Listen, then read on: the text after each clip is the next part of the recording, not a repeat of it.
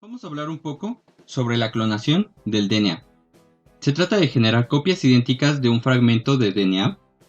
Usualmente se trata de un fragmento de DNA que codifica para algo que nos interesa. Es un gen que expresará una proteína que es de utilidad de alguna manera. Seguramente han oído hablar del término clonación, como en las guerras de los clones de Star Wars o la oveja Dolly. Y si son ideas relacionadas, si clonan a un animal o un organismo, como una oveja, entonces estarán creando un animal que tiene el material genético exacto del animal original. Pero cuando hablamos de clonación y clonación del DNA, hablamos de algo un poco más simple. Sin embargo, veremos que no deja de ser algo fascinante. Entonces, copias idénticas de un fragmento de DNA. ¿Cómo hacemos eso? Digamos que este es un fragmento de DNA, solo la dibujé como una línea, pero es una doble cadena. Lo escribiré, es de doble cadena. No quiero tener el problema de dibujar múltiples hebras, pero de hecho déjenme dibujarlas. Voy a intentar dibujar las dos hebras para que lo entiendan mejor. Es un DNA de doble cadena.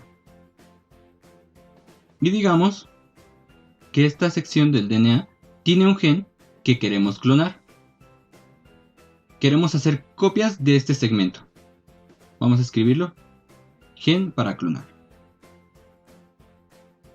Lo primero que tenemos que hacer es cortar este gen de alguna manera, y para hacerlo usaremos enzimas de restricción.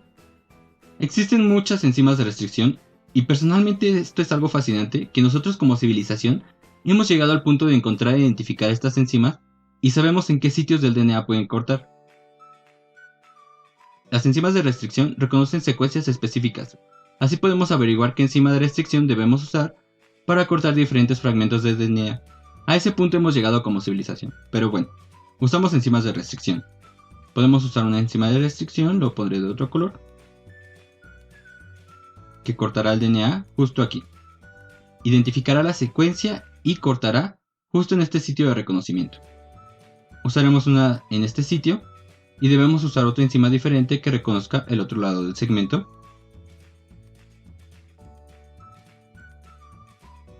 Vamos a etiquetar estos.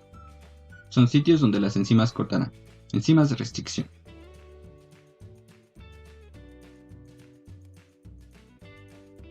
Y ahora, una vez cortado con las enzimas, tendremos solo el gen de interés. Tendremos un pequeño sobrante de ambos lados, pero esencialmente tenemos el gen que nos interesa. Y después, lo que tenemos que hacer es colocarlo en algo que llamamos plásmido.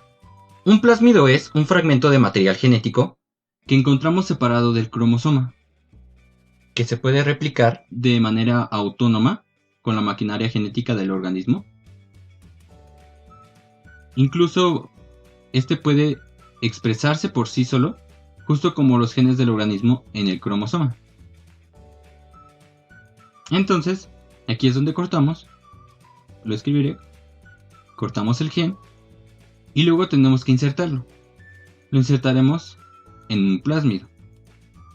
Los plásmidos tienden a ser DNA circular y la forma en la que encajará es que tendrá estos extremos sobresalientes en ambos lados y el plásmido, donde insertaremos, tendrá las bases complementarias de los extremos sobresalientes. Esto hará mucho más fácil que se unan los extremos.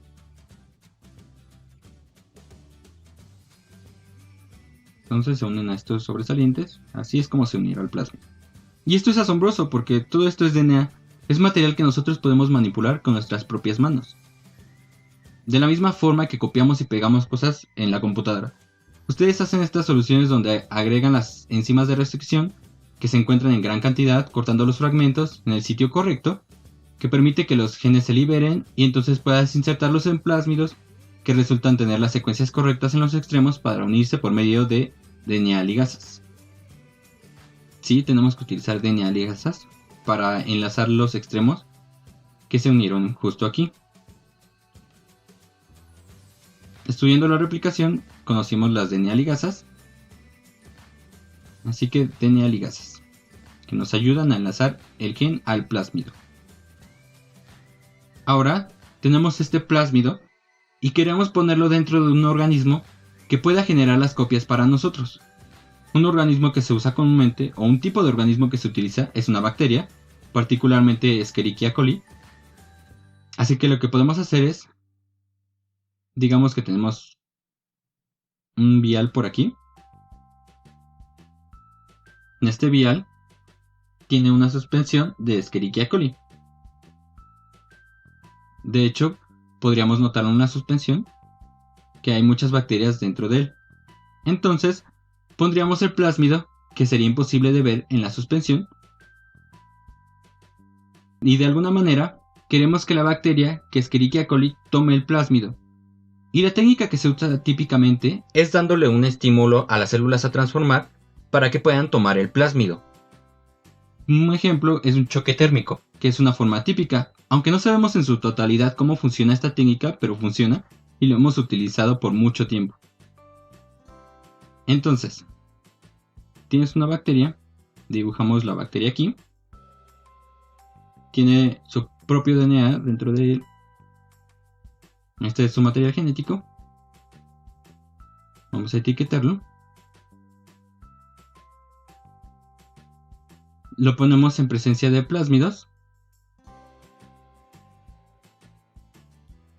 y aplicamos el choque térmico, y algunas de estas bacterias internalizarán el plásmido.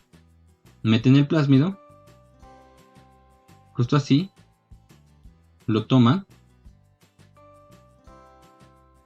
y lo que hacemos ahora es colocar la suspensión que tiene las bacterias, donde algunas tomaron el plásmido, sobre un medio de cultivo para que se multipliquen. Vamos a dibujar eso.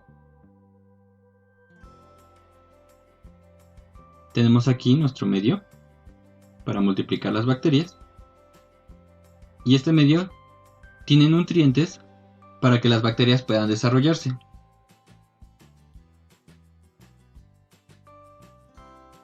Colocamos aquí las bacterias. Un montón de bacterias se van a multiplicar. Y van a haber muchas bacterias. Colonias de bacterias. Dejamos que crezcan. Pero hay un problema aquí. Como mencioné, algunas bacterias tomarán el plásmido y algunas no lo harán. Y no puedes saber cuáles son. Como por ejemplo en esta bacteria. Si se sigue replicando formará una de estas, una colonia. Esta es una colonia, por ejemplo, que te haya gustado. Es una buena colonia, la marcamos. Pero tal vez esta colonia se formó de una o más bacterias que no tomaron el plásmido. Así que no contiene nuestro gen de interés. Por lo que esta colonia no nos interesa.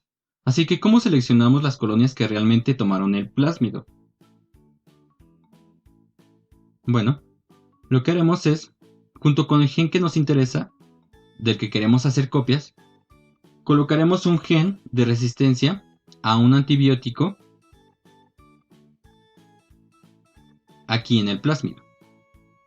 Aquí tenemos la resistencia al antibiótico y ahora solo la bacteria, debo recalcar aquí que es asombroso que podamos hacer esto, pero bien, solo las bacterias que hayan tomado el plásmido tendrán esa resistencia al antibiótico. Y lo que hacemos en nuestro medio es colocar los nutrientes y además adicionar el antibiótico. Más un antibiótico escribimos. Esta sobrevivirá porque tiene la resistencia. Tiene ese gen que le permite sobrevivir al antibiótico. Y las que no lo tengan, no sobrevivirán, no aparecerán, no se desarrollan por la presencia del antibiótico en el medio. Es genial porque empezamos con un gen que nos interesaba. Lo cortamos e insertamos en un plásmido. Voy a escribirlo aquí, en este plásmido, que además contiene un gen que le otorga resistencia a un antibiótico a la bacteria que lo internaliza. Ponemos a la bacteria en presencia del plásmido, le ponemos algún tipo de choque como un choque térmico para que algunas bacterias tomen el plásmido. Entonces las bacterias empiezan a multiplicar y cuando se multiplica también replica el plásmido. Y ya que contiene el gen de resistencia al antibiótico, se desarrollará en este medio de cultivo que contiene dicho antibiótico, mientras que las bacterias que no tomaron el plásmido no van a crecer. Y justo así es como puedes seleccionar una colonia y colocarla en otra solución, o dejarla crecer para tener múltiples copias del gen que ahora están dentro de la bacteria. La siguiente pregunta, que voy a simplificar drásticamente, es: ahora que tenemos muchas bacterias que tienen muchas copias del gen de interés, ¿cómo hacemos uso de ese gen? Bueno, digamos que el gen es para algo que manufacturas, como la insulina para los diabéticos. Así como las bacterias por sí mismas pueden utilizar su maquinaria para replicar el plásmido, también podemos aprovechar su maquinaria, por así decirlo, ya que expresará los genes de su DNA, pero también expresará el gen del plásmido. Por eso también se vuelve resistente al antibiótico. Pero como dijimos, si fuera el gen para la insulina, entonces la bacteria producirá grandes cantidades de insulina, grandes cantidades de moléculas de insulina, que se podrán utilizar de alguna manera. No nos adentramos en los detalles de cómo es que sale la insulina de la bacteria y cómo se purifica para usarla en humanos, pero es impresionante a lo que podemos llegar en este punto. Los invitamos a visitar nuestro canal para más videos relacionados. Gracias.